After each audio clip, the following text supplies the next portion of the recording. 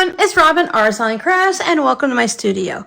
Today I'm going to show you how to make a quilted pillow cover that has a hidden zipper in the back.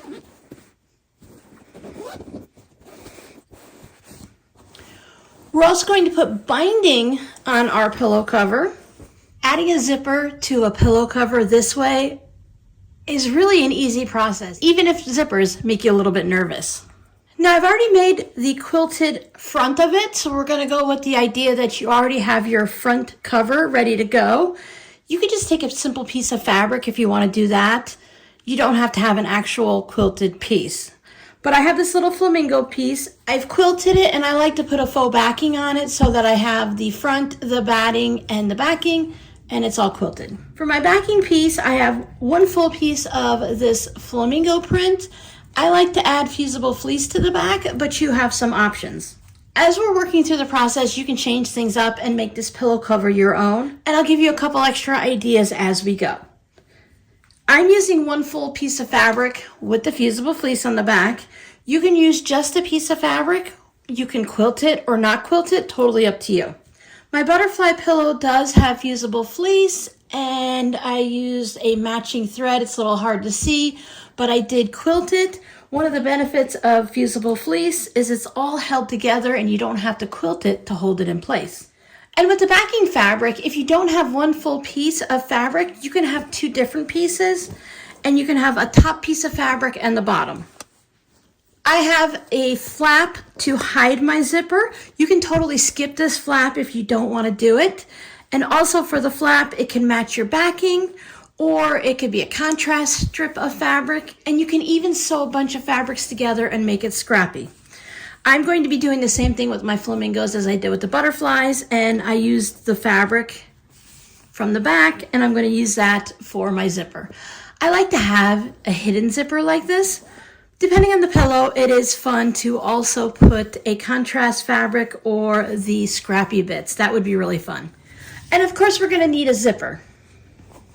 Anytime I'm working with zippers, I like my zipper to be wider than the project that I'm working on. This is going to end up being an 18-inch pillow, so I have an 18.5 square piece of quilted fabric, and I am using a 20-inch zipper. Some people prefer to use a zipper the exact same size, but I find it's just a lot easier, less stressful, and quicker for me just to have a longer zipper.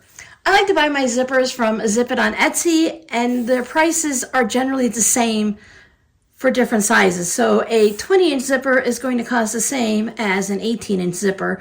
So I just go ahead and get the longer zipper and trim it down the size when that time comes. I chose white for contrasting binding. I thought that would look nice against the front of the pillow, and it'll also work well with the back. I personally like to use an 1.5 inch single fold binding.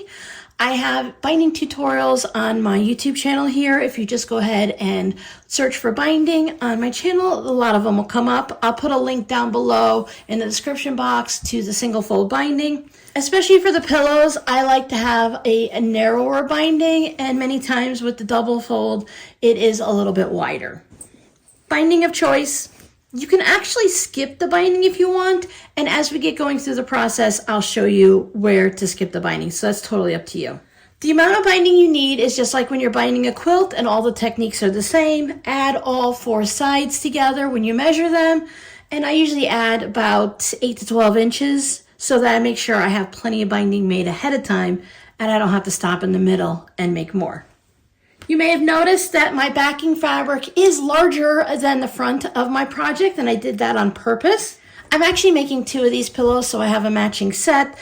I just cut my fabric in half, but I'll give you a little bit of a formula to make it easier for you. Whatever the measurements of your pillow top is, add 1 inch for the width. So mine is 18.5 inches. I want my backing piece to be at least 19.5 inches wide. Since I'm making the 2 pillows, I just took my fabric and cut it in half, so mine's a little bit wider. Mine's about 21.5 inches. When we put our zipper in, it's going to be going left to right and splitting the pillow in half. So when it comes to the height of my backing fabric, I like to add 2 inches. You could cut all of your measurements exact, but when we get to the point of putting it together, if anything shifted or got a little wobbly wonky on you, then you don't have that extra wiggle room. All of these extra measurements are just to give ourselves a little breathing room. So if things get a little off as we're sewing, which sometimes they do, no matter how careful we are, sometimes they can get a little off. This gives us that extra wiggle room and we don't have to stress out. So if you're going to have two different pieces or you're going to piece the back and have it kind of scrappy looking, you just want to make sure it's all going to equal out to that same extra large measurement. If you have two pieces, you don't have to sew them together as long as they meet somewhere in the middle section, because that's where we're going to be putting the zipper in. So I'm going to need to cut mine in half. Before we get to that point, let's talk about our little flap that's going to hide our zipper. We need our flap to be longer than our pillow. Again, just to give it that little bit of wiggle room, so if we get off a little bit, we're in good shape. So I cut mine 3 inches by about 21.5 inches. Again, I just had a long piece. I cut it in half so I'd have enough for both pieces. I like to use a lightweight fusible interfacing. I use the P44F, and that's a Pellon 44 fusible. So I fused that piece on. It's exactly the same size as whatever my strip is. And then we will fold it in half and give it a nice press. So you can see here we have that folded edge. Everything looks nice and neat. All the raw edges are on the inside, and it makes sure that the outside of your pillow is nice and clean and smooth. My backing fabric is directional, so I wanted to make sure when I cut it that it's all facing in the proper direction. I'm going to cut mine in half. I want my zipper to be about in the center of my pillow. You can see on this one, I put it in the top third. You can choose where you want to put your zipper. Sometimes it's easier to put it in the top third to get the pillow form in and out. And sometimes you just put it in the middle and it still works out fine. It really comes down to personal preference. Now I want to have a straight line going across it to cut it in half to put my zipper in. I could do all the measurements and figure out exactly where the halfway mark is, but I'm just going to make sure that I have my flamingos still going in the right orientation. I'll just take my scissors here, fold it in half, find the halfway point, and make a little snip.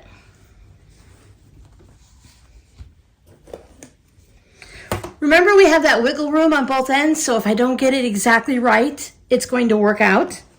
I find my cut mark, line up my ruler. You can fold it in half over your ruler just to make sure you're in the right spot.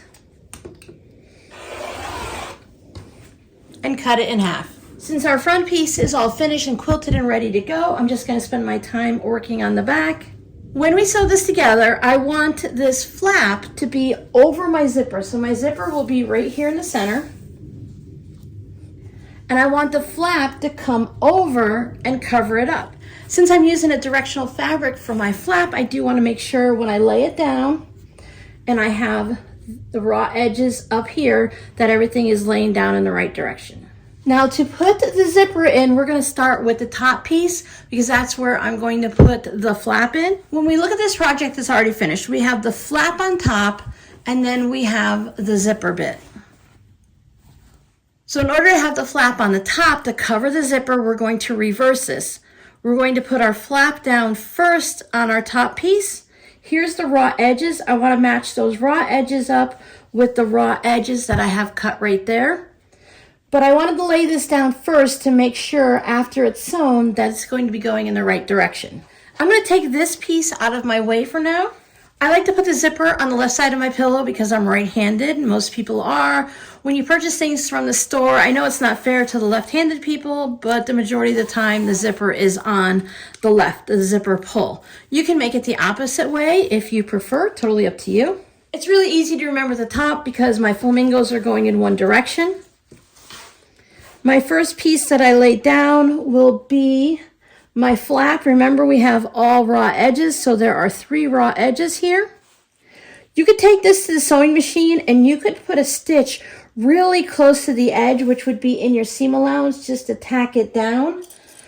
But I find that it doesn't really wiggle around that much. I can just put my clips, or you could put some pins in. I'm just going to put 3 in for now, 1 on each end. 1 in the center. And my next step would be to add my zipper. Remember, our zipper pull is going to be on the left. When we do our zipper, this is considered the right side up where the zipper pull is, and you can see the zipper teeth. So if that's the right side up, I just want to turn it over. Zipper pull still on the left. Now mine is just about as long as this piece of fabric. Remember, our pillow top is smaller, so it's going to be centered in the center area. I want to make sure that the two metal pieces, whatever size zipper you have, you want to make sure the two metal pieces are going to end up past your quilt top. And that's where it's going to save us a lot of that extra trouble and trying to figure it out. It just makes it so much easier when the zippers are larger. If you're really experienced at zippers and you have a different technique, of course, use whatever technique you prefer. But I just want to show this way for people who've never put a zipper in, especially in a pillow. So remember, I flipped it around, so this is now on the right-hand side, but that's where I want it to be. I will start putting my clip in the center, and I want to line up the top of the zipper tape, right sides down, along that raw edge there. So I'll just start in the center, put my clip. You can use pins. Some people like to use a little bit of school glue, or they use like a double-sided tape that's meant for sewing. For this part here, I find these clips just work perfectly. They're usually a strong clip, and then it'll just hold it in place for you. Use as many clips as you'd like to ensure that everything stays in place. Same thing if you're using pins. If you need to use 20, 30 pins, if you want to have them right next to each other, that is fine. I just like to put them a couple fingers apart, and then I can adjust it as I'm sewing at the sewing machine if I need to. The goal right now is just to make sure all the edges are touching at the top. I like to sew this using my zipper foot. If you don't have a zipper foot, you can still use your regular foot. You just need to be careful where you're sewing. Normally when I sew a zipper into a zipper pouch, I sew from this side. It is a little bit harder to see what you're doing. You can sew from the back side. On the zipper manufacturers have a line right there. That's the line that they think you should sew on. So from the back, you can see and just follow along that line, figure out where it is based on the side. So whether you have a zipper foot or regular foot, you might need to adjust your needle or something, but you should be able to just stitch down. I'll go ahead and put a zipper foot on mine, and I'll just stitch down there, and I'll show you what it looks like. There we are. If you didn't get right on the line, don't worry about it as long as your zipper is sewn down. So there's my zipper. I can test it to make sure. So if I fold this over, I have my flap and I have my zipper going in the right direction. There's all my flamingos. Now I want to take this to the iron, and I want to press it so that I'm pressing towards the top, away from my zipper flap. So everything's laying nice and flat. I like to take it over and do a little bit of a top stitch just to hold this all down, and it adds that little bit of a professional look to it. And top stitching is when you just go about 1/8 of an inch to 1/4 of an inch away from this edge, and it just stitches it down. I like to go a little bit closer to that 1/8 of an inch just so that I'm stitching through the zipper again, so everything is held in place. If you miss it and you're a little bit further, it's okay. It just means that you'll have this bit that sits. This way, when I sew it a little close to that edge, it'll hold it down. Now, you can totally skip this if you want. It's not necessary. It just gives you that little finished look. See that right there? Again, not necessary. Everything is still going to work perfectly fine. Top stitching all done. Now we have the bottom half to add in. Just make sure if it's directional fabric that everything is going in the right direction. Going to take right sides together, and this time we're going to sew it to the other half of the zipper. It can be helpful if you go ahead and just pin the flap up and out of the way. Then you won't be struggling with it. You won't accidentally get it caught in the seam anywhere. Anytime we can make things a little bit easier for ourselves, I say go for it. Double check. Now the top piece is going to line up with the bottom piece, so if you have anything, if your zipper is a little shorter or sticking out, you just want to line everything up. Start with the center, and I'll just clip it all the way through. Once you have everything secured with clips, we're just going to take it back, and we will stitch down the other half of the zipper, same way as we did the first side. There it is all sewn down. I took my iron and I pressed it away from the zipper. Now I'm going to do the same thing I did here, and I will just run a top stitch along, keeping it a little bit away from the zipper, but still catching the underside. So 1/8 of an inch to a scant quarter all the way down. I usually do everything in like a 2.0 stitch length, whatever works for you. And like that, it's done. If your flap is sticking up a little, just go ahead and put an iron on it. The thing with nylon zippers, sorry I didn't mention, I like to use a nylon zipper. For this project, we were going to be sewing over the teeth a little bit. It's a little bit of a different process with a metal zipper, so the best option is a nylon zipper. With a nylon zipper, you don't want to put your iron directly on it, and even if it's underneath our flap, you don't want to leave your iron on it for very long. You just kind of give it a little bit of a touch, and everything will work out nice. So there is our back all finished. As you can see, we still have plenty of room because I didn't quilt the back. When you quilt it, sometimes the quilting causes things to shrink in. So if you're a quilter, you probably already know that. And that's another good reason to have it sticking out a little bit. For the rest of us, if you didn't quilt it, sometimes when you put the zipper in, things can get a little wonky. If you had to take your zipper out and redo it again, you might have needed to trim it a little bit to make it neater along that edge. So it's just nice to have that wiggle room. After you make your first pillow, if you've got everything under control and you want to cut it the exact same size, or maybe just a 1/2 inch bigger everywhere, then I say go for it, whatever works for you. If you don't want to do binding, put these right sides together, have your zipper somewhere in the center. You'll stitch all the way around, trim off the excess, and turn your pillow right side out through your zipper. If you're going to do that, make sure that your zipper is in the center. So open your zipper up halfway. As you're stitching all the way around, if your zipper pulls over here and you stitch it here, it's on the outside, it's not going to work like a zipper. So make sure your zipper is open about halfway. As long as it's within your pillow cover, you're good. For this pillow, I am going to be turning it this way and putting binding on. We still want to make sure that our zipper is halfway open so that it stays in the center and we don't cut the zipper pull off.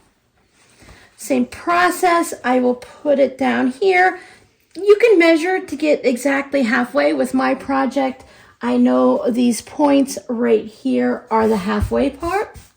There's a couple different things you can do here. You can trim so that your backing is even to your front, and then we're gonna put the binding on. But what I like to do is I like to go ahead and just do a little bit of a stay stitch. And that's just a stitch that holds the two pieces together so that when we put the binding on, nothing shifts. I find it easier to do a little stitching around it right now. It doesn't take but a minute or two and a little bit of thread, and that'll hold it in place. So when I go to put my binding on, I don't have to worry about putting a bunch of clips everywhere and hoping as I get back around that nothing has shifted. I'm going to put a couple of, or a few pins in. I'm going to put them away from the edge so I don't have to remove them as I'm going along. Since we have that nylon zipper, we'll be able to stitch right over our zipper tape right there. So remember, can't say it enough, make sure that your zipper pull is somewhere underneath here in the center. So it's out of the way is usually a safe option. Back to the sewing machine, and I'm going to stitch just really close to the edge here because when I put my binding on, I'm going to use 1/4 of an inch. So I want to make sure that I'm really close to the edge so that when I put the binding on, you can't see that row of stitching. And that's just going to hold this all together so it doesn't flop around everywhere. You can barely see it. I went ahead and lengthened my stitch length to 2.8. It didn't really need to be that short. Some machines you can go a little bit longer. My Juki is not a huge fan of anything 3.0 or longer when it's not a very thick project that it's sewing through. Now I'm going to do a combination of rotary cutter and scissors. I'm going to try to go through the rotary cutter on the zipper there. This is an older rotary cutter. It's not super sharp. I don't want to dull a rotary cutter by going over that zipper. We can kind of see what we're into so far. Remember, our zipper pull is over there. If you did have it on the outside and you cut it off, there are a lot of videos that will show you how to put a zipper pull back on. So it's not the end of the world. You can just unstitch some things and put the zipper pull back on. A lot of people buy the zipper tape by the yard now, and they have to know how to put a zipper pull on all on their own. I'm going to trim it up even to my top because that is what's going to show on the front. So when it comes to the zipper part, you can stop, cut it with scissors and keep going. You can cut the whole thing and trim it all with scissors. Or if you have experience with this and you've done it before, you can cut over nylon zippers. As long as you're not cutting over that metal piece, that would be scary, and you would probably take a chunk out of your rotary cutter blade. So I'll do all 4 sides.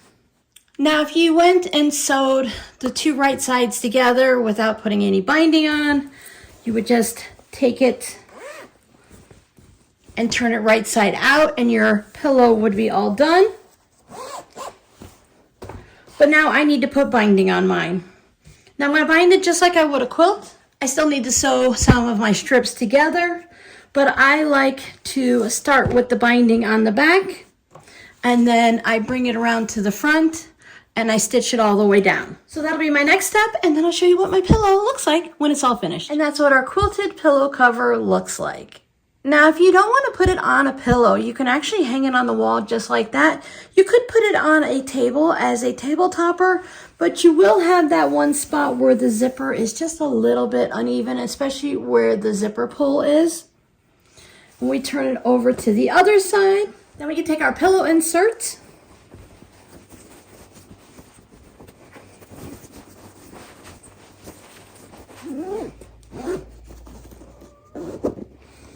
Zip it back up.